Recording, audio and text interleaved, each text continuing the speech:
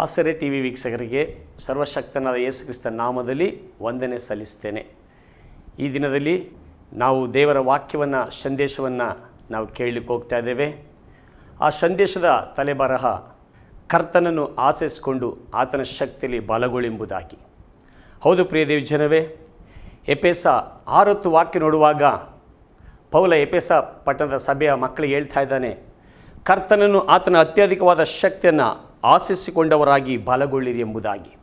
ಹೌದು ಪ್ರಿಯ ದೇವ ಜನವೇ, ಪೌಲನು ಯಾಕೆ ಈ ಸಭೆಯ ಮಕ್ಕಳಿಗೆ, ಈ ಎಪೆಸ ಪಟ್ಟಣದ ಮಕ್ಕಳಿಗೆ ಈ ಮಾತನ್ನು ಹೇಳ್ತಾ ಇದ್ದಾನೆ? ಹೌದು ಪ್ರಿಯ ದೇವ ಜನವೇ, ಯಾವ ಉದ್ದೇಶಕ್ಕಾಗಿ ಹೇಳ್ತೇನೆ ಅಂತ ಹೇಳೋದಾದರೆ, ವಾಕ್ಯ ನೋಡುವಾಗ 11ನೇ ವಾಕ್ಯದಲ್ಲಿ ಸೈತನ ತಂತ್ರೋಪಾಯಗಳನ್ನು ನೀವು ಎದುರಿಸಿ ನಿಲ್ಲುವುದಕ್ಕೆ ಶಕ್ತರಾಗುವಂತೆ. ಹೌದು ಪ್ರಿಯ ದೇವ ಜನವೇ, ಈ ಕಡೆ ದಿನಗಳಲ್ಲಿ, ಯಾಕಂದರೆ 2 ತಿಮೋತಿ 3:1 ವಾಕ್ಯ ನೋಡುವಾಗ ಕಡೆ ದಿನಗಳಲ್ಲಿ ಕಠಿಣ ಕಾಲ ಬರುತ್ತೆಂಬುದಾಗಿ ವಾಕ್ಯದಲ್ಲಿ ನಾವು ನೋಡ್ತಾ ಇದ್ದೇವೆ. ಕಡೆ ದಿನಗಳಲ್ಲಿ ಶತ್ರುವಿನ ಕಠಿಣ ಕಾಲಗಳು ಬರುವಂಥ ಸಮಯದಲ್ಲಿ ಆ ಶತ್ರುವಿನ ಎಲ್ಲ ಯೋಜನೆ ಕ್ರಿಯೆ ಬಲಗಳನ್ನು ನಾವು ಎದುರಿಸಿ ನಿಲ್ಲುವುದಕ್ಕೂ, ಆ ಶಕ್ತಿಗಳನ್ನು, ಅವನ ಕ್ರಿಯೆಗಳನ್ನು, ಬಲಗಳನ್ನು ಮುರಿಯುವುದಕ್ಕೂ ಕರ್ತನನ್ನು ಆತನ ಅತ್ಯಧಿಕವಾದ ಶಕ್ತಿಯನ್ನು ಆಶಿಸಿಕೊಂಡು ಬಲಗೊಳ್ಳಬೇಕಾಗಿದೆ. ಮಾತ್ರವಲ್ಲ, 12ನೇ ವಾಕ್ಯದಲ್ಲಿ ನೋಡುವಾಗ ವಾಕ್ಯ ಹೇಳ್ತಾ ಇದೆ, ನಾವು ಹೋರಾಡುವುದು ಮನುಷ್ಯ ಮಾತ್ರದ ಸಂಗಡವಲ್ಲ, ರಾಜ್ಯತ್ವಗಳ ಮೇಲೆಯೂ ಅಧಿಕಾರಗಳ ಮೇಲೆಯೂ ಆ ಅಂಧಕಾರದ ಲೋಕಾಧಿಪತಿಗಳ ಮೇಲೆಯೂ ಆಕಾಶ ಮಂಡಲಿರುವ ದುರಾತ್ಮಗಳ ಸೇನೆ ಮೇಲೆಯೂ ನಾವು ಹೋರಾಡುವರಾಗಿದ್ದೇವೆ ಎಂಬುದಾಗಿ ವಾಕ್ಯ ಹೇಳ್ತಾ ಇದೆ. ಹೌದು ಪ್ರಿಯ ದೇವ ಜನವೇ, ನಾವು ಎಲ್ಲ ರೀತಿಯ ಈ ಲೋಕದಲ್ಲಿ ನಮಗೆ ಬರುವಂಥ ಹೋರಾಟಗಳ ಮೇಲೆ, ಅಂಧಕಾರದ ಶಕ್ತಿಗಳ ಮೇಲೆ, ವಿರುದ್ಧವಾದ ಮಾಟಮಂತ ಶಕ್ತಿಯ ಬಲಗಳ ಮೇಲೆ, ದುರಾತ್ಮನ ಬಲಗಳ ಮೇಲೆ ನಾವು ಹೋರಾಡಿ ಜಯವನ್ನು ಹೊಂದಬೇಕಂತ ಹೇಳೋದಾದರೆ, ಈ ದಿನಗಳಲ್ಲಿ, ಕಡೆ ದಿನಗಳಲ್ಲಿ, ಈ ಕಠಿಣ ಕಾಲಗಳು ಬರುವಂತೆ ಈ ದಿನದಲ್ಲಿ, ಸಮಯದಲ್ಲಿ ಪ್ರಿಯ ದೇವ ಜನವೇ, ಕರ್ತನನ್ನು ಆತನ ಅತ್ಯಧಿಕವಾದ ಶಕ್ತಿಯನ್ನು ಆಶಿಸಿಕೊಂಡವರಾಗಿ ನಾವು ಬಲಗೊಳ್ಳಬೇಕಾಗಿದೆ.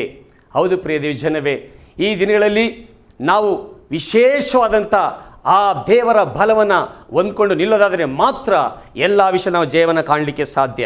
ಹಾಗಾದರೆ ಇವತ್ತು ದೇವರ ಬಲ, ದೇವರ ಶಕ್ತಿ ಯಾರಿಗೆ ಎಂಬುದಾಗಿ ನಾವು ನೋಡ್ತಾ ಇದ್ದೇವೆ. ಲೂಕ 24:49 ವಾಕ್ಯ ನೋಡುವಾಗ ದೇವರ ವಾಕ್ಯ ಹೇಳ್ತಾ ಇದೆ, ನನ್ನ ತಂದೆಯು ವಾಗ್ದಾನ ಮಾಡಿದ್ದನ್ನು ನಿಮಗೆ ಕಳುಹಿಸಿಕೊಡುತ್ತೇನೆ, ದೇವರು ಮೇಲಣ ಲೋಕದಿಂದ ನಿಮಗೆ ಶಕ್ತಿಯನ್ನು ಒದಗಿಸುವ ತನಕ ಈ ಪಟ್ಟಣದಲ್ಲೇ ಕಾದುಕೊಂಡಿರಿ ಎಂದು ಹೇಳಿದನು. ಹೌದು ಪ್ರಿಯ ದೇವ ಜನವೇ, ದೇವರ ಶಕ್ತಿ, ದೇವರ ಬಲ ಯಾರಿಗೆ ಅಂತ ಹೇಳೋದಾದರೆ ಕರ್ತನ ಸಮ್ಮುಖದಲ್ಲಿ ಕಾದಿರುವವರಿಗೆ ಮಾತ್ರ. ದೇವರು ಸತ್ತು ಪುನರುತ್ಥಾನವನ್ನು ಹೊಂದಿ ಪರಲೋಕಾರೋಹಣವಾಗುವಂಥ ಸಮಯದಲ್ಲಿ ಶಿಷ್ಯರಿಗೆ ಹೇಳ್ತಾ ಇದ್ದಾರೆ, ತಂದೆಯು ವಾಗ್ದಾನ ಮಾಡಿದ್ದನ್ನು ನಿಮಗೆ ಕಳಿಸಿಕೊಡುತ್ತೇನೆ, ದೇವರು ಮೇಲಣ ಲೋಕದಿಂದ ನಿಮಗೆ ಶಕ್ತಿಯನ್ನು ಒದಗಿಸುವ ತನಕ ಈ ಪಟ್ಟಣದಲ್ಲಿಯೇ ಕಾದುಕೊಂಡಿರಿ ಎಂಬುದಾಗಿ. ಹೌದು, ಕಾದುಕೊಂಡಿರೋರಿಗೆ ಮಾತ್ರ ದೇವರ ಶಕ್ತಿ, ದೇವರ ಬಲ ಪ್ರಿಯ ದೇವ ಜನವೇ. ಇಲ್ಲಾಂದರೆ ನಮ್ಮ ಜೀವಿತದಲ್ಲಿ ಆ ದೇವರ ಶಕ್ತಿಯ ಬಲವನ್ನು ಹೊಂದಲಿಕ್ಕೆ ಸಾಧ್ಯವಿಲ್ಲ. ಹಾಗಾದರೆ ಎಲ್ಲಿ ಕಾದಿರಬೇಕು? ದೇವರ ಸಮ್ಮುಖದಲ್ಲಿ, ದೇವರ ಪಾದದಲ್ಲಿ ನಾವು ಕಾದಿರೋರಾಗಿರ್ಬೇಕು ಪ್ರಿಯ ದೇವ ಜನವೇ. ಹಾಗೆ ಎರಡನೇದು ನೋಡುವಾಗ ದೇವರ ಶಕ್ತಿ, ದೇವರ ಬಲ ಯಾರಿಗೆ ಎಂಬುದಾಗಿ ನಾವು ನೋಡುವಂಥ ಸಮಯದಲ್ಲಿ ನೋಡಿ, ಅಪೊಸ್ತಲ ಕೃತ್ಯಗಳು 2ನೇ ಅಧ್ಯಾಯ 1-2-3 ವಾಕ್ಯ ನೋಡುವಾಗ ಅಲ್ಲಿ ಅಪೊಸ್ತಲರುಗಳು ಪಂಚಶತ್ತಮ ದಿನದ ಹಬ್ಬವು ಬಂದಿರಲಾಗಿ ಅವರೆಲ್ಲರೂ ಏಕ ಮನಸ್ಸಿನಿಂದ ಒಂದೇ ಸ್ಥಳದಲ್ಲಿ ಕೂಡಿದ್ದರು. ಆಗ ಬಿರುಗಾಳಿ ಬೀಸುತ್ತದೆ ಎಂಬಂತೆ ಪಕ್ಕನೆ ಆಕಾಶದೊಳಗಿಂದ ಒಂದು ಶಬ್ದ ಉಂಟಾಗಿ ಅವರು ಕೂತಿದ್ದ ಮನೆಯನ್ನೆಲ್ಲ ತುಂಬಿಕೊಂಡಿತು. ಅದಲ್ಲದೆ ಉರಿಯಂತಿದ್ದ ನಾಲಿಗೆಗಳು ವಿಂಗಡಿಸಿಕೊಳ್ಳುವ ಹಾಗೆ ಅವರಿಗೆ ಕಾಣಿಸಿ ಅವರಲ್ಲಿ ಒಬ್ಬೊಬ್ಬರ ಮೇಲೆ ಒಂದೊಂದಾಗಿ ಕೂತುಕೊಂಡವು. ಆಗ ಅವರೆಲ್ಲರೂ ಪವಿತ್ರಾತ್ಮ ಭರಿತರಾಗಿ ಆ ಆತ್ಮ ತಮಗೆ ನುಡಿಯುವ ಶಕ್ತಿಯನ್ನು ಕೊಡೋ ಪ್ರಕಾರ ಬೇರೆ ಬೇರೆ ಭಾಷೆಗಳಿಂದ ಮಾತಾಡುವುದಕ್ಕೆ ಪ್ರಾರಂಭಿಸಿದರು. ಹೌದು ಪ್ರಿಯ ದೇವ ಜನವೇ, ಶಿಷ್ಯರೆಲ್ಲರೂ ಏಕ ಮನಸ್ಸಿನಿಂದ ಒಂದೇ ಸ್ಥಳದಲ್ಲಿ ಕೂಡಿ ಕಾದಿದ್ದಂಥ ಸಮಯದಲ್ಲಿ ದೇವರಾತ್ಮನ ಶಕ್ತಿ, ದೇವರ ಬಲ ಅವರ ಮೇಲೆ ಆವರಿಸಿಕೊಂಡಿತು. ಹೌದು, ಅವರೆಲ್ಲರೂ ಏಕ ಮನಸ್ಸಿನಿಂದ ಒಂದೇ ಸ್ಥಳದಲ್ಲಿ ಕಾದುಕೊಳ್ತಿರು ಪ್ರಿಯ ಜನವೇ. ಹೌದು, ಇವತ್ತು ದೇವರ ಸಮ್ಮುಖದಲ್ಲಿ ನಾವು ಕಾದಿರೋದಾದರೆ ಮಾತ್ರವೇ ಆ ದೇವರ ಶಕ್ತಿಯ ಬಲವನ್ನು ಹೊಂದಲಿಕ್ಕೆ ಸಾಧ್ಯ. ಎರಡನೇದಾಗಿ ನಾವು ನೋಡುವಾಗ ದೇವರು ಯಾರಿಗೆ ತನ್ನ ಶಕ್ತಿಯ ಬಲವನ್ನು ಕೊಡ್ತಾರೆ? ತನ್ನ ಜನರಿಗೆ ಮಾತ್ರ.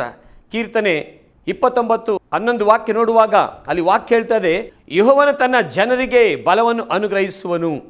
ಸೊ ದೇವರ ಬಲ ಯಾರಿಗೆ ಅಂತ ಹೇಳೋದಾದರೆ ತನ್ನ ಜನರಿಗೆ ಮಾತ್ರ. ತನ್ನ ಜನರಿಗೆ ಅಂತ ಹೇಳೋದಾದರೆ ಯಾರಿಗೆ? ಕರ್ತನನ್ನು ಆತನ ಅತ್ಯಧಿಕವಾದ ಶಕ್ತಿಯನ್ನು ಆಚರಿಸಿಕೊಂಡವರಿಗೆ ಮಾತ್ರವೇ. ಇಲ್ಲದೆ ಹೋದರೆ ಇಲ್ಲ ಪ್ರಿಯ ದೇವ ಜನವೇ. ಇವತ್ತು ನಾವು ಆತನನ್ನು ಆಚರಿಸಿಕೊಳ್ಳದೆ ಹೋದರೆ, ಆತನ ಸಮ್ಮುಖದಲ್ಲಿ ಕಾದಿಲ್ಲದೆ ಹೋಗೋದಾದರೆ ಆತನ ಜನರಾಗಿ ನಾವು ಮಾರ್ಪಡದೆ ಹೋಗೋದಾದರೆ ದೇವರ ಬಲವನ್ನು, ದೇವರ ಶಕ್ತಿಯನ್ನು ನಾವು ಹೊಂದ್ಕೊಳ್ಳಿಕ್ಕೆ ಸಾಧ್ಯವಿಲ್ಲ ಪ್ರಿಯ ಜನವೇ. ಮೂರನೇದು ನೋಡುವಾಗ ದೇವರು ಯಾರಿಗೆ ತನ್ನ ಬಲವನ್ನು ಕೊಡ್ತಾನೆ ಅಂತ ಹೇಳೋದಾದರೆ ನಿರ್ಬಲನಿಗೆ ಮಾತ್ರವೇ. ಹೌದು ಪ್ರಿಯ ಜನವೇ, ಯೆಶಾಯ 40:29 ನೋಡುವಾಗ ದೇವರ ವಾಕ್ಯ ಹೇಳುತ್ತೆ, ಸೋತವರಿಗೆ ತ್ರಾಣವನ್ನು, ನಿರ್ಬಲರಿಗೆ ಬಹು ಬಲವನ್ನು ಕೊಡುವನಾಗಿದ್ದಾನೆಂಬುದಾಗಿ. ಮೂರನೇದಾಗಿ ನೋಡುವಾಗ ದೇವರು ನಿರ್ಬಲರಿಗೆ ಅಂದರೆ ಬಲಹೀನರಾಗಿರುವಂಥವರಿಗೆ ತನ್ನ ಬಹು ಬಲವನ್ನು ಕೊಡ್ತಾನೆ. ಹಾಗಾದರೆ ಬಲಹೀನರಾಗಿದ್ದರೆ ಮಾತ್ರ ಆತನ ಬಲ ಹೊಂದ್ಕೊಳ್ಳಿಕ್ಕೆ ಸಾಧ್ಯನಾ? ಇಲ್ಲ ಪ್ರಿಯ ಜನವೇ. ನಾವು ಬಲಹೀನರಾಗಿರುವಂಥ ಸಮಯದಲ್ಲಿ ಕರ್ತನನ್ನು, ಆತನ ಅತ್ಯಧಿಕವಾದ ಶಕ್ತಿಯನ್ನು ಆಶ್ರಯಿಸಿಕೊಂಡವರಾಗಿ ಬಲಗೊಳ್ಳಬೇಕಾಗಿದೆ. ಹೌದು, ಆಶ್ರಯಿಸಿಕೊಳ್ಬೇಕು ಆತನ ಶಕ್ತಿಯನ್ನು. ಸೊ ನಾವು ಬಲಹೀನರಾದ ತಕ್ಷಣವೇ, ನಾವು ಬಲಹೀನರಾಗಿದ್ದೇವೆ, ವೀಕ್ನೆಸ್ ಆಗಿದ್ದೇವೆ ಅಂತ ಹೇಳಿದ ತಕ್ಷಣವೇ ದೇವರ ಬಹುಬಲ ನಮ್ಮಲ್ಲಿ ಬರೋದಿಲ್ಲ. ಸೊ ಬಲಹೀನರಾದಂಥ ಸಮಯದಲ್ಲಿ ಕರ್ತನನ್ನು, ಆತನ ಅತ್ಯಧಿಕವಾದ ಶಕ್ತಿಯನ್ನು ನಾವು ಆಶ್ರಯಿಸಿಕೊಂಡು ಬಲಗೊಳ್ಳಬೇಕಾಗಿದೆ. ನಾಲ್ಕನೇದು ನೋಡುವಾಗ ಯಾರಿಗೆ ದೇವರು ತನ್ನ ವಿಶೇಷವಾದ ಬಲವನ್ನು, ತನ್ನ ಶಕ್ತಿಯನ್ನು ಕೊಡ್ತಂತ ಹೇಳಿದರೆ ಯೆಶಾಯ 40:31 ವಾಕ್ಯ ಹೇಳುತ್ತೆ, ಯೆಹೋವನನ್ನೇ ನಿರೀಕ್ಷಿಸುವರು ಹೊಸ ಬಲವನ್ನು ಹೊಂದುವರು. ಹೌದು ಪ್ರಿಯ ಜನವೇ, ಇವತ್ತು ಈ ದಿನಗಳಲ್ಲಿ ಯಾರು ಆತನನ್ನು ನಿರೀಕ್ಷಿಸಿಕೊಂಡಿರ್ತಾರೋ, ಯಾರು ಆತನಲ್ಲಿ ಕಾದಿರ್ತಾರೋ, ಯಾರು ತನ್ನ ಜನವಾಗಿ ಮಾರ್ಪಟ್ಟಿರ್ತಾರೋ, ಯಾರು ಆತನನ್ನೇ ನಿರೀಕ್ಷಿಸ್ತಾ ಇರ್ತಾರೋ ಅವರಿಗೆ ದೇವರು ತನ್ನ ವಿಶೇಷವಾದ ಹೊಸ ಬಲವನ್ನು ಅನುಗ್ರಹಿಸುವನಾಗಿದ್ದಾನೆ. ಇವತ್ತು ನಿಮ್ಮ ನಿರೀಕ್ಷೆ ಯಾವುದಾಗಿದೆ? ನಿಮ್ಮ ನಿರೀಕ್ಷೆ ಏನಾಗಿದೆ? ನಿಮ್ಮ ನಿರೀಕ್ಷೆ ಯಾರಾಗಿದೆ ಪ್ರಿಯ ಜನವೇ? ಯಾರನ್ನು ನಿರೀಕ್ಷಿಸಿಕೊಂಡಿದ್ದೇವೆ? ಯಾವುದನ್ನು ನಿರೀಕ್ಷಿಸಿಕೊಂಡಿದ್ದೇವೆ? ಜನಬಲವನ್ನು, ಹಣಬಲವನ್ನು, ಯಾವ ಬಲವನ್ನು? ಈ ಲೋಕದಲ್ಲಿ ಯಾವುದೇ ಬಲವನ್ನು ನೀನು ಹೊಂದ್ಕೊಂಡ್ರೂ ಕೂಡ ಅಂಧಕಾರದ ಶಕ್ತಿಗಳ ಮೇಲೆ, ಸೈತಾನನ ಕಾರ್ಯಗಳ ಮೇಲೆ, ಲೋಕದ ಶತ್ರು ಎಲ್ಲ ಹಿಡಿತಗಳ ಮೇಲೆ ನೀ ಜಯ ಹೊಂದಲಿಕ್ಕೆ ಸಾಧ್ಯವಿಲ್ಲ. ದೇವರ ಬಲ, ದೇವರ ಶಕ್ತಿಯನ್ನು ನೀ ಹೊಂದ್ಕೊಂಡಿದ್ದಾದರೆ ಮಾತ್ರವೇ ನೀ ಜಯ ಹೊಂದಲಿಕ್ಕೆ ಸಾಧ್ಯ ಪ್ರಿಯ ಜನವೇ. ಹಾಗಾದರೆ ಐದನೇದಾಗಿ ನಾವು ನೋಡುವಾಗ ದೇವರ ಬಲ, ಎಂಥ ಸಮಯದಲ್ಲಿ ದೇವರ ಬಲ ನಮ್ಮಲ್ಲಿ ಆವರಿಸಿಕೊಳ್ಳುತ್ತೆ? ದೇವರ ಬಲ ನಮ್ಮ ಬಲಹೀನತೆಯ ಸಮಯದಲ್ಲಿ. 2 ಕೊರಿಂಥ 12:9 ನೋಡುವಾಗ ನೋಡಿ, ವಾಕ್ಯ ಹೇಳ್ತದೆ, ನನ್ನ ಕೃಪೆ ನಿನಗೆ ಸಾಕು, ಬಲಹೀನತೆಯಲ್ಲಿಯೇ ಬಲವು ಪೂರ್ಣ ಸಾಧಕವಾಗುತ್ತದೆ ಎಂದು ನನಗೆ ಹೇಳಿದ್ದಾನೆ. ಹೀಗಿರಲಾಗಿ ಕ್ರಿಸ್ತನ ಬಲವು ನನ್ನಲ್ಲಿ ನೆಲೆಸಿಕೊಂಡಿರಬೇಕೆಂದು ನನಗುಂಟಾಗುವ ನಿರ್ಬಲಾವಸ್ಥೆಗಳ ವಿಷಯದಲ್ಲಿ ಬಹು ಸಂತೋಷವಾಗಿ ಹೆಚ್ಚಳ ಪಡುವೆನು. ಆದ್ದರಿಂದ ಕ್ರಿಸ್ತನ ನಿಮಿತ್ತ ನನಗೆ ನಿರ್ಬಲಾವಸ್ಥೆಯು, ತಿರಸ್ಕಾರವು, ಕೊರತೆ, ಹಿಂಸೆ, ಇಕ್ಕಟ್ಟು ಸಂಭವಿಸಿದಾಗ ಸಂತುಷ್ಟನಾಗಿದ್ದೇನೆ. ನಾನು ಯಾವಾಗ ನಿರ್ಬಲನಾಗಿದ್ದೇನೋ ಆವಾಗಲೇ ಬಲವುಳ್ಳವನಾಗಿದ್ದೇನೆ. ಅಂದರೆ ವಾಕ್ಯ ನೋಡುವ 9ನೇ ವಾಕ್ಯ ನೋಡುವಾಗ ನಾವು ಬಲಹೀನತೆಯ ಸಮಯದಲ್ಲಿ ದೇವರ ಬಲ, ದೇವರ ಶಕ್ತಿ ನಮ್ಮನ್ನು ಆವರಿಸಿಕೊಳ್ಳುತ್ತೆ ಪ್ರಿಯ ಜನವೇ. ಆ ಬಲಹೀನತೆಯ ಸಮಯದಲ್ಲೂ ಕೂಡ ನಾವು ನೋಡಿ, ಕೆಲವು ಸಮಯದಲ್ಲಿ ಬಲಹೀನತೆ ಬರುವಾಗ, ಹೋರಾಟಗಳು ಬರುವಾಗ, ಶೋಧನೆಗಳು ಬರುವಾಗ, ಇಕ್ಕಟ್ಟುಗಳು ಬರುವಾಗ ನಾವು ದೇವರ ಸಮ್ಮುಖವನ್ನು ಹುಡುಕೋದಿಲ್ಲ, ದೇವರ ಪಾದವನ್ನು ಹುಡುಕೋದಿಲ್ಲ, ದೇವರ ಸಮ್ಮುಖದಲ್ಲಿ ಆತನ ಆಶ್ರಯಿಸಿಕೊಳ್ಳೋದಿಲ್ಲ, ಆತನ ಅತ್ಯಧಿಕವಾದ ಶಕ್ತಿಯನ್ನು ನಾವು ಬಯಸೋದಿಲ್ಲ ಪ್ರಿಯ ಜನವೇ. ನಮ್ಮ ಬಲಹೀನತೆಯ ಸಮಯ ನಾವೇನು ಮಾಡ್ತೇವೆ? ಇಕ್ಕಟ್ಟುಗಳು ಬರುವಾಗ, ಬಲಹೀನತೆ ಬರುವಾಗ ನಾವು ಸೋತು ಹೋಗ್ತೇವೆ, ಬಿದ್ದು ಹೋಗ್ತೇವೆ ಪ್ರಿಯ ಜನವೇ. ಜ್ಞಾನೋಕ್ತಿ 24:10 ವಾಕ್ಯ ನೋಡುವಾಗ ದೇವ್ರ ವಾಕ್ಯ ಹೇಳ್ತಾ ಇದೆ, ಇಕ್ಕಟ್ಟಿನ ದಿನದಲ್ಲಿ ಬಳಲಿ ಹೋದರೆ ನಿನ್ನ ಬಲವು ಇಕ್ಕಟ್ಟೆಂಬುದಾಗಿ ವಾಕ್ಯ ಹೇಳ್ತದೆ ಪ್ರಿಯ ಜನವೇ. ಹೌದು, ಈ ಲೋಕದಲ್ಲಿ ನೀ ಜೀವಿಸುವಾಗ ಎಂಥ ಇಕ್ಕಟ್ಟುಗಳು, ಎಂಥ ಹೋರಾಟಗಳು, ಎಂಥ ಕಷ್ಟಗಳು ಬಂದರೂ ಕೂಡ, ಅವಮಾನಗಳು, ನಿಂದೆ, ಹಿಂಸೆಗಳು ಬಂದರೂ ಕೂಡ ಈ ಲೋಕದಲ್ಲಿ ಪ್ರಿಯ ದೇವ ಜನವೇ ನೀವು ಬಳಲಿ ಹೋಗಬಾರ್ದು, ಸೋತು ಹೋಗಬಾರ್ದು, ಬಿದ್ದು ಹೋಗಬಾರ್ದು. ಯಾಕಂದರೆ ದೇವ್ರ ವಾಕ್ಯ ಹೇಳ್ತಾ ಇದೆ, ಬಲಹೀನತೆ ಸಮಯದಲ್ಲಿ ನೀ ಬಳಲಿ ಹೋದರೆ ನಿನ್ನ ಬಲವು ಇಕ್ಕಟ್ಟೆ. Praise God. ಇಕ್ಕಟ್ಟಿನ ಸಮಯದಲ್ಲಿ, ಸೊ ಇಕ್ಕಟ್ಟುಗಳು ಬರುವಾಗ ಯಾವುದೇ ಕಾರಣಕ್ಕೂ ನಾವು ಸೋತು ಹೋಗದೆ, ಬಿದ್ದು ಹೋಗದೆ ಆತನನ್ನು, ಆತನ ಅತ್ಯಧಿಕವಾದ ಶಕ್ತಿಯನ್ನು ಆಶ್ರಯಿಸಿಕೊಂಡು ಬಲಗೊಳ್ಳುವ. ನೆಕ್ಸ್ಟ್ ನಾವು ನೋಡುವಾಗ ನಾವು ಆಶ್ರಯಿಸಿಕೊಳ್ಳುವಂಥ ಬಲ ಯಾರ್ದು? ನಾವು ಆಶ್ರಯಿಸಿಕೊಳ್ಳುವಂಥ ಬಲ ಜನಬಲವೋ, ಹಣ ಬಲವಲ್ಲ. ಜನರದು ಹಣ ಕೊಟ್ಟು ಪಡ್ಕೊಳ್ಳಿಕ್ಕೋ ಜನರಿಂದ ಬರುವಂಥ ಬಲವಲ್ಲ ಪ್ರಿಯ ಜನವೇ. ಸರ್ವಶಕ್ತನಾದ ಯೇಸು ಕ್ರಿಸ್ತನ ರಾಜಾದಿರಾಜನ ಬಲ. ಆ ದೇವರ ವಾಕ್ಯ ಹೇಳ್ತಾ ಇದೆ 2 ಕೊರಿಂಥ 4:7 ಬಲಾಧಿಕ್ಯವು ದೇವರದೇ. ಎಸ್, ನಾವು ಹೊಂದಿಕೊಳ್ಳುವಂಥ ಬಲ ಅದು ದೇವರದಾಗಿದೆ. 2 ಕೊರಿಂಥ 3:5 ವಾಕ್ಯ ನೋಡುವಾಗ ಅಲ್ಲಿ ವಾಕ್ಯ ಸ್ಪಷ್ಟವಾಗಿ ಹೇಳ್ತದೆ. ವಾಕ್ಯವನ್ನು ಧ್ಯಾನಿಸುವ 2 ಕೊರಿಂಥ 3:5, ನಮ್ಮಿಂದಲೇ ಏನಾದರೂ ಉಂಟಾಯ್ತೆಂದು ತೀರ್ಮಾನಿಸಿಕೊಳ್ಳುವುದಕ್ಕೆ ನಮ್ಮಷ್ಟಕ್ಕೆ ನಾವೇ ಸಮರ್ಥರೆಂತಲ್ಲ, ನಮಗಿರುವ ಸಾಮರ್ಥ್ಯವು ದೇವರಿಂದಲೇ ಬಂದದ್ದು. ಸೊ ನಮಗಿರುವ ಸಾಮರ್ಥ್ಯವು ದೇವರಿಂದಲೇ ಬಂದದೆಂಬುದಾಗಿ ವಾಕ್ಯ ಹೇಳ್ತದೆ. ಹಾಗಾದರೆ ನಾವು ಹೊಂದಿಕೊಳ್ಳುವಂಥ ಸಾಮರ್ಥ್ಯ, ಬಲ ಅದು ದೇವರದೇ ಎಂಬುದಾಗಿ ನಾವು ಹೇಳಲಿಕ್ಕೆ ಸಾಧ್ಯ. ಹಾಗಾದರೆ ದೇವರು ಯಾರ ಮುಖಾಂತರ ನಮಗೆ ಬಲವನ್ನು ಕೊಡ್ತಾನೆ? ಯಾರ ಮುಖಾಂತರ ಬಲವನ್ನು ನಮಗೆ ಒದಗಿಸಿಕೊಡ್ತಾ ಅಂತ ಹೇಳೋದಾದರೆ ಎಫೆಸ 3:16 ವಾಕ್ಯ ನೋಡುವಾಗ ದೇವರಾತ್ಮನ ಮೂಲಕ ಅಂತರದಲ್ಲಿ ವಿಶೇಷವಾದ ಬಲ. ಹೌದು ಪ್ರಿಯ ದೇವಜನವೇ, ನಮಗೆ ದೇವರು ಕೊಡುವಂಥ ಬಲ ಅದು ಪರಿಶುದ್ಧಾತ್ಮನ ಮೂಲಕವಾಗಿ, ಪರಿಶುದ್ಧಾತ್ಮ ದೇವರ ಮೂಲಕವಾಗಿ ಆ ಹೊಸ ಬಲವನ್ನು ನಮ್ಗೆ ಅಂತರದಲ್ಲಿ ಆತ ಕೊಡಲಿಕ್ಕೆ ಶಕ್ತನಾಗಿದ್ದಾನೆ. Praise God. ಆ ರೀತಿ ಇರುವಾಗ ಆ ದೇವರಾತ್ಮನನ್ನು ನಾವು ಆತುಕೊಳ್ಳಬೇಕು, ಆ ದೇವರಾತ್ಮನ ಅಧಿಕವಾಗಿ ಮಯಪಡಿಸುವರಾಗಿರಬೇಕು. ಆ ದೇವರಾತ್ಮನ ಆ ಯೇಸು ಕ್ರಿಸ್ತನಲ್ಲಿ ದೇವರಿನ ಆತ್ಮನ ಮುಖಾಂತರ ನನ್ನ ಬಲಪಡಿಸೆಂಬುದಾಗಿ ಹೇಳಬೇಕು ಪ್ರಿಯ ದೇವಜನವೇ. ಯಾಕೆಂದರೆ ಜಕರ್ಯ 4:6 ವಾಕ್ಯ ನೋಡುವಾಗ ಬಲದಿಂದಲ್ಲ ಪರಾಕ್ರಮದಿಂದಲ್ಲ ನನ್ನ ಆತ್ಮದಿಂದಲೇ ಎಲ್ಲವೂ ಸಾಧ್ಯ ಎಂಬುದಾಗಿ ವಾಕ್ಯ ನಾವು ನೋಡ್ತೇವಲ್ಲ ಪ್ರಿಯ ದೇವಜನವೇ. ಬಲದಿಂದಲ್ಲ ಪರಾಕ್ರಮದಿಂದಲ್ಲ ನನ್ನ ಆತ್ಮದಿಂದಲೇ ಈ ವಾಕ್ಯವು ಜಕರ್ಯ 4:6 ಬರೆಯಲ್ಪಟ್ಟಿದೆ ಪ್ರಿಯ ದೇವಜನವೇ. ಆ ರೀತಿ ಇರುವಾಗ ನಮಗೆ ನಾವು ಹೊಂದಿಕೊಳ್ಳುವಂಥ ಬಲ ದೇವರದು, ಎರಡನೇದು ಪವಿತ್ರಾತ್ಮನ ಮೂಲಕ ನಮಗೆ ಅಂತರದಲ್ಲಿ ವಿಶೇಷ ಬಲ ದೇವರು ಕೊಡ್ತಾರೆ. ಮೂರನೇದಾಗಿ ನೋಡುವಾಗ ದೇವರ ಬಲ ನಮಗೆ ಹೇಗೆ ದೊರಕುತ್ತೆ ಅಂತ ಹೇಳೋದಾದರೆ ಕ್ರಿಸ್ತ ಯೇಸುವಿನ ಕೃಪೆಯಿಂದ, ಕ್ರಿಸ್ತ ಯೇಸುವಿನಂಥ ಕೃಪೆಯಿಂದ ನಾವು ದೇವರ ಬಲವನ್ನು ಹೊಂದಿಕೊಂಡವರಾಗಿರ್ತೇವೆ. 2 ತಿಮೋತಿ 2:1 ವಾಕ್ಯ ನೋಡುವಾಗ ಆ ವಾಕ್ಯದಲ್ಲಿ ಬರೆಯಲ್ಪಟ್ಟಿದೆ ಪ್ರಿಯ ದೇವಜನವೇ.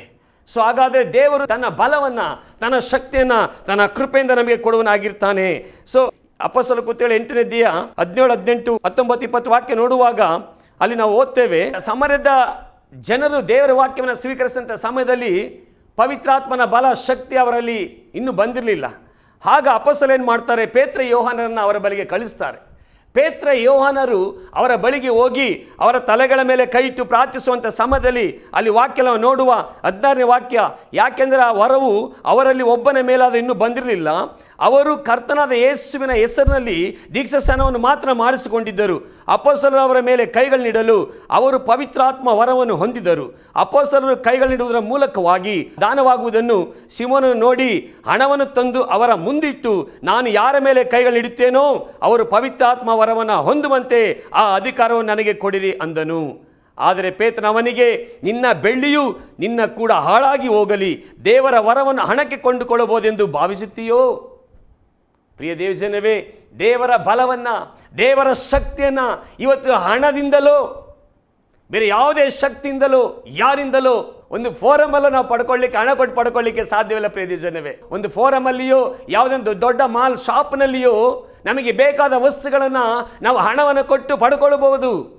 ಆದರೆ ದೇವರಿಂದ ಬರುವಂಥ ವಿಶೇಷವಾದ ಶಕ್ತಿ, ಶತ್ರುವಿನ ಮೇಲೆ ಹೋರಾಡುವಂಥ ಶಕ್ತಿ, ವೈರ್ಯ ಬಲಗಳನ್ನು ಮುರಿಯುವಂಥ ಶಕ್ತಿ, ಅಂಧಕಾರದ ಬಲಗಳ ಮೇಲೆ ಜಯ ಹೊಂದುವಂಥ ಶಕ್ತಿಯನ್ನು ಆ ದೇವರಿಂದ ಮಾತ್ರವೇ ಹೊಂದ್ಕೊಳ್ಳಿಕ್ಕೆ ಸಾಧ್ಯ. ಆತನ ಕೃಪೆಯಿಂದ ಮಾತ್ರವೇ, ಆತನ ಆತ್ಮನ ಮೂಲಕವಾಗಿ ಮಾತ್ರವೇ ಹೊಂದ್ಕೊಳ್ಳಿಕ್ಕೆ ಸಾಧ್ಯ ಪ್ರಿಯ ದೇವಜನವೇ. ಆ ರೀತಿ ಇರುವಂಥ ಸಮಯದಲ್ಲಿ ನಾವು ದಾನ ಧರ್ಮ ಮಾಡಿಯೋ, ಯಾವುದೋ ಒಂದು ಹಣವನ್ನು ಕೊಟ್ಟು, ಇನ್ಯಾವುದನ್ನು ದೇವರಿಗಾಗಿ ಮಾಡಿಯೋ ನಾವು ದೇವರ ಬಲವನ್ನು ಶಕ್ತಿಯನ್ನು ಹೊಂದ್ಕೊಳ್ಳಿಕ್ಕೆ ಸಾಧ್ಯವಿಲ್ಲ ಪ್ರಿಯ ದೇವಜನವೇ. ನಾವು ದೇವರ ಶಕ್ತಿಯನ್ನು ಬಲವನ್ನು ಹೊಂದ್ಕೊಳ್ಬೇಕಂದಾದರೆ ಕರ್ತನನ್ನು, ಆತನ ಅತ್ಯಧಿಕವಾದ ಶಕ್ತಿಯನ್ನು ಆಶಿಸಿಕೊಂಡವರು ನಾವು ಬಲಗೊಳ್ಳಬೇಕಾಗಿದೆ.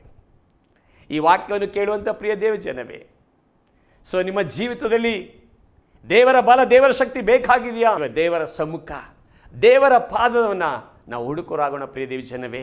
ಯಾಕಂದ್ರೆ ಹಾಗೆ ನಾವು ವಾಕ್ಯದಲ್ಲಿ ನೋಡುವಂಥ ಸಮಯದಲ್ಲಿ ಪ್ರಿಯ ದೇವಜನವೇ, ದೇವರಿಗಾಗಿ, ದೇವರ ಮಹಿಮೆಗಾಗಿ ನಾವು ಅದ್ಭುತಗಳನ್ನು, ಅತಿಶಯಗಳನ್ನು, ಮಾತುಗಳನ್ನ ಮಾಡಬೇಕಂತ ಹೇಳೋದಾದರೆ ಈ ಲೋಕದಲ್ಲಿ ವಾಕ್ಯ ಹೇಳ್ತಾ ಇದೆ, ಕ್ರಿಸ್ತನಲ್ಲಿ ಇರೋದಾದರೆ ಮಾತ್ರವೇ.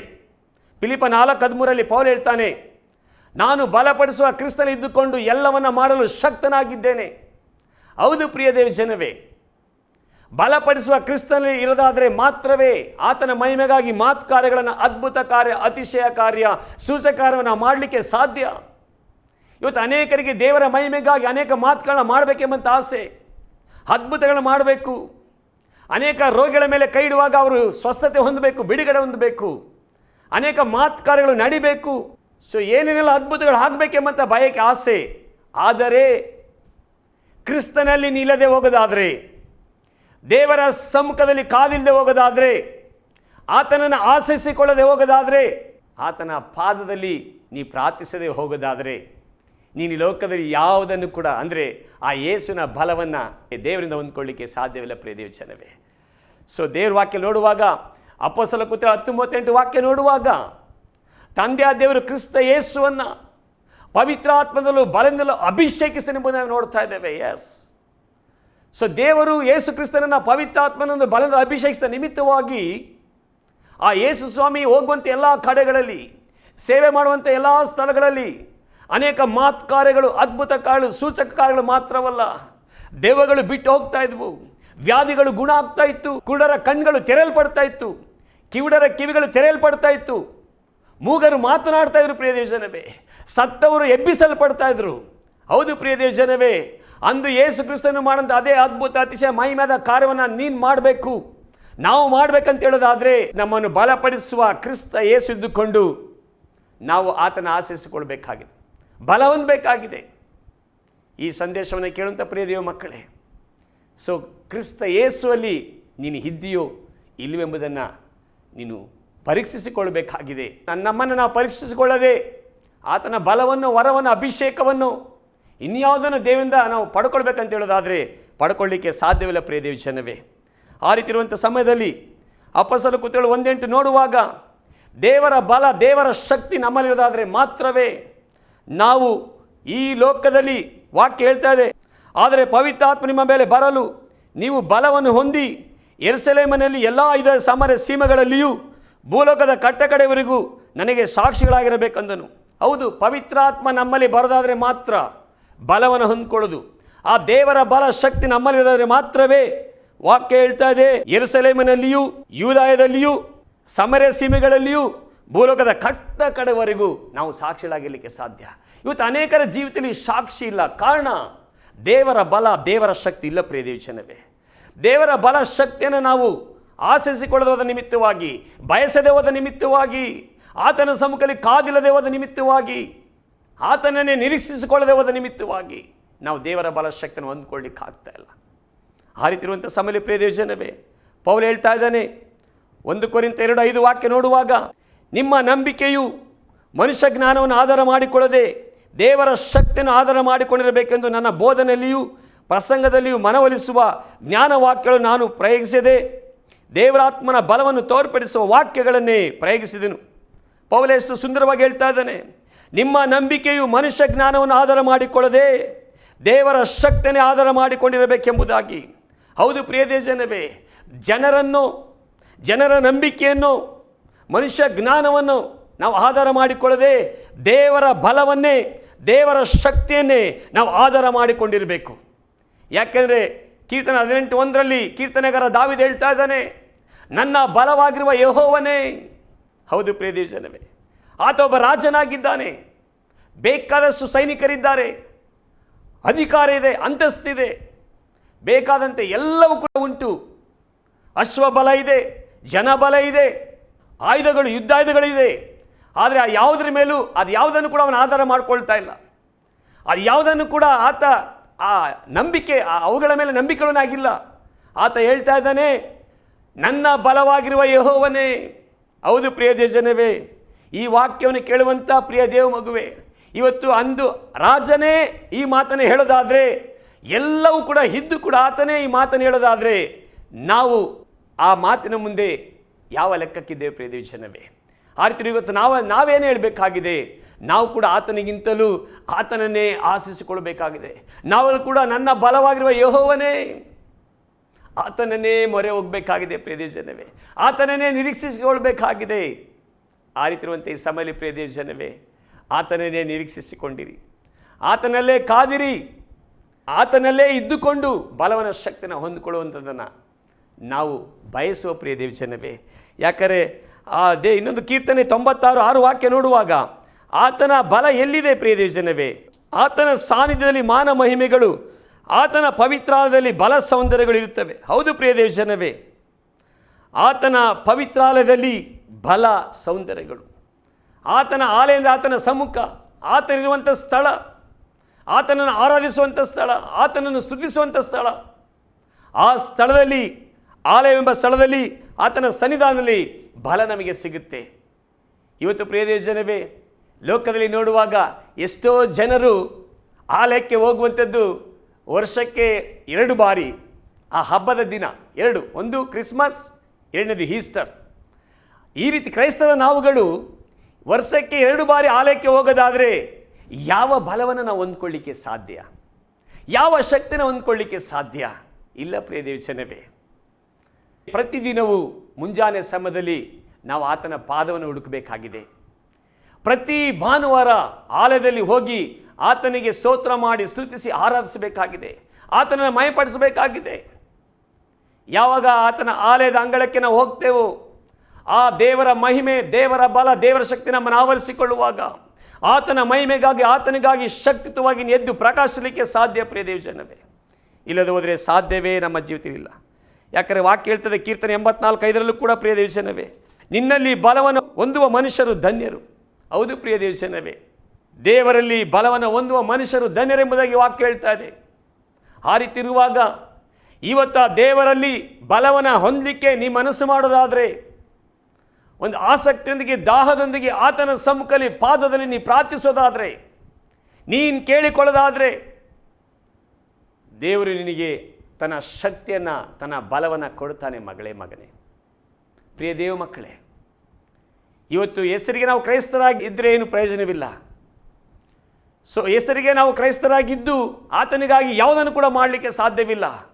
ಒಂದು ಈ ಲೋಕದಲ್ಲಿ ನಾವು ಕ್ರೈಸ್ತರೆಂಬುದಾಗಿ ಜೀವಿಸೋದಾದರೆ, ಯೋಹನ 14:2 ವಾಕ್ಯ ಹೇಳುತ್ತೆ, ನನ್ನನ್ನು ನಂಬುವವನು ನಾನು ನಡೆಸುವ ಕ್ರಿಯೆಗಳನ್ನು ತಾನು ನಡೆಸುವನು, ಅವುಗಳಿಗಿಂತಲೂ ಮಹತ್ತಾದ ಮಹಿಮೆಯಾದ ಕಾರಣ ಮಾಡೋನೆಂಬುದಾಗಿ ವಾಕ್ಯ ಹೇಳುತ್ತೆ. ಪ್ರಿಯ ಜನವೇ, ಆತನ ಮೇಲೆ ನಂಬಿಕೆ ಇಟ್ಟುವಂಥ ನಾವುಗಳು ಆತನನ್ನು ಆಶಿಸಿಕೊಂಡು, ಆತನ ಅತ್ಯಧಿಕವಾದ ಶಕ್ತಿಯನ್ನು ಆಶಿಸಿಕೊಂಡು ನಾವು ಬಲಗೊಳ್ಳೋದಾದರೆ, ಬಲದೊಂದಿಗೆ ನಿಲ್ಲೋದಾದರೆ, ದೇವರ ಮಹಿಮೆಗೆ ಅನೇಕ ಮಾತುಗಳು, ಅದ್ಭುತ ಕಾರಣ ಈ ಲೋಕದಲ್ಲಿ ಮಾಡಲಿಕ್ಕೆ ಸಾಧ್ಯ.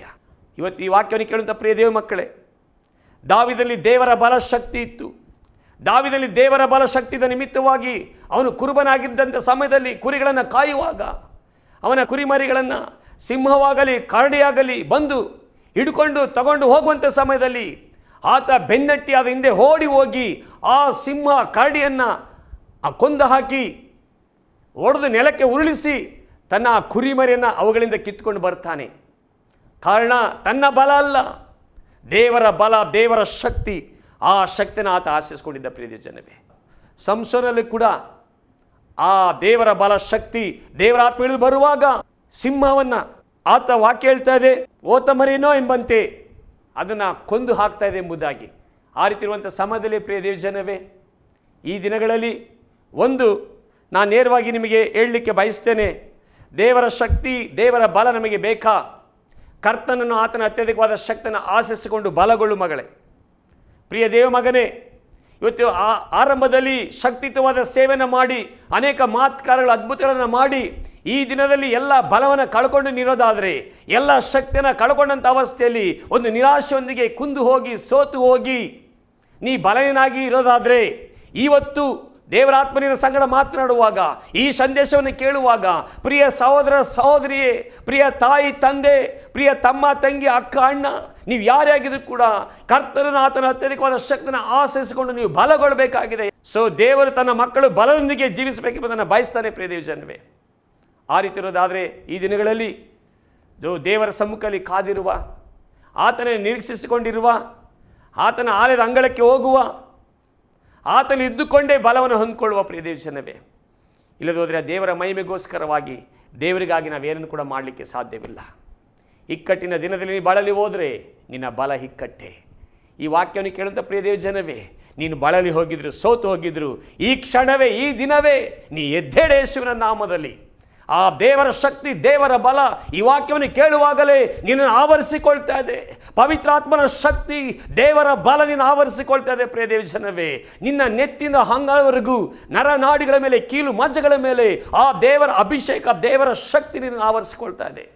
ಈ ವಾಕ್ಯವನ್ನು ಕೇಳುವಾಗ ನಾವು ಎಫೆಸ 6:10 ವಾಕ್ಯದ ಆಧಾರದಲ್ಲಿ ಕೊನೆಯದಾಗಿ ಆತನ ಅತ್ಯಧಿಕ ಶಕ್ತಿ ಆಶಿಸಿ ಬಲಗೊಳ್ಳುವ.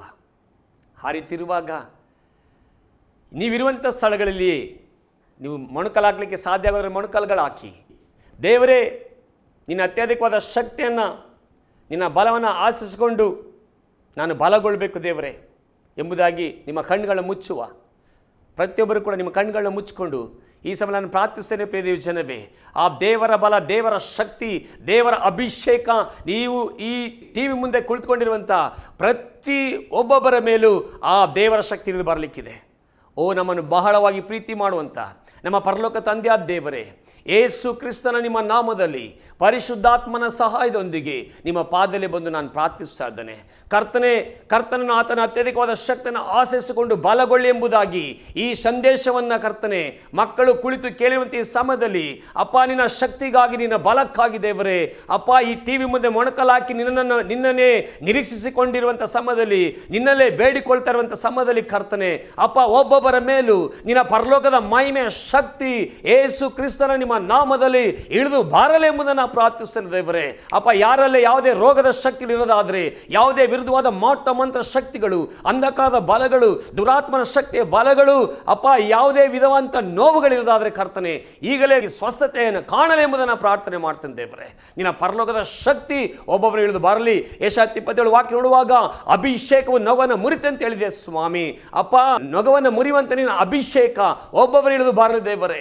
ನೀ ಬಿಡುಗಡೆ ಮಾಡು, ನೀ ಸ್ವಸ್ಥಪಡಿಸು ಕರ್ತನೆ. ಹಾಲೆಲೂಯಾ ಅಪ್ಪ, ಮಕ್ಕಳನ್ನು ಆಶೀರ್ವಾದ ಮಾಡು ಕರ್ತನೆ. ನಿನಗಾಗಿ ಒಂದು ಸಾಕ್ಷ್ಯ ಮಕ್ಕಳಾಗಿ ಜೀವಿಸಬೇಕು ದೇವರೇ. ನಿನ್ನಲ್ಲಿ ಇದ್ದುಕೊಂಡೇ ಬಲವನ್ನು ಹೊಂದ್ಕೊಂಡು ಅನೇಕರಿಗೆ ಒಂದು ಅಪ್ಪ ಆಶ್ರಯವಾಗಿರಬೇಕು ದೇವರೇ. ಹಾಲೆಲೂಯಾ ಅನೇಕರಿಗೆ ಒಂದು ಆಶೀರ್ವಾದವಾಗಿರಬೇಕು ದೇವರೇ. ಮಕ್ಕಳನ್ನು ಕೃಪೆ ಕೊಟ್ಟು ಬಲ ಕೊಟ್ಟು ನಡೆಸು, ನೀ ಆಶೀರ್ವಾದ ಮಾಡಪ್ಪ. ಅಪ್ಪ, ಎಲ್ಲ ನಿಮ್ಮ ಹಸ್ತಗಳಿಗೆ ಸಮರ್ಪಿಸಿ ಒಪ್ಪಿಸಿ ಕೊಡ್ತೇನೆ. ನೀ ಅದ್ಭುತ ರೀತಿಯಲ್ಲಿ ನಡೆಸು.